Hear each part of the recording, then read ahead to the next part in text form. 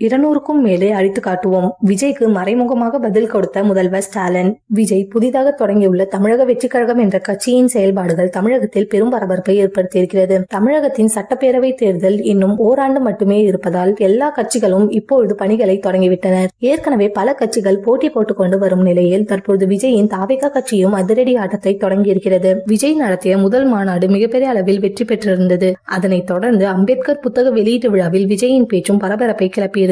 இதனால் விஜயின் அரசியல் மற்ற கட்சிகளுக்கு பெரும் போட்டியை உருவாக்கியுள்ளது. இதனால் இவருடைய பேச்சுக்கு தொடர்ந்து மற்ற கட்சிகள் பதிலடி கொடுத்து வருகின்றனர். அம்பேத்கர் புத்தக வெளியீட்டு விழாவில் திமுகவின் 200 என்ற இலக்கை அழித்து நொறுக்குவோம் என்று விஜய் பேசியிருந்தார். இதற்கு திமுக கட்சியினர் பலரும் பதிலடி கொடுத்திருந்தனர். தற்பொழுது முதல்வர் ஸ்டாலினும் 200 இல்லை, அதற்கு மேற்பட்ட இடங்களில் வெற்றி பெற இலக்காக வைத்திருக்கிறோம் என்றும் கூறியிருக்கிறார். இதன் மூலம் விஜய்க்கு பதிலடி சொல்வது போல இருப்பதாக பலரும் கருத்து கூறி வருகின்றனர். ஏற்கனவே இதனை பற்றி உதயநிதியும் விஜய்க்கு எதிராக பேசியிருந்தார். 2026ஆம் ஆண்டு சட்டப்பேரவை தேர்தல் மிகப்பெரிய போட்டியாக எல்லா கட்சிகளுக்கும் இருக்கும் என எதிர்பார்க்கப்படுகிறது.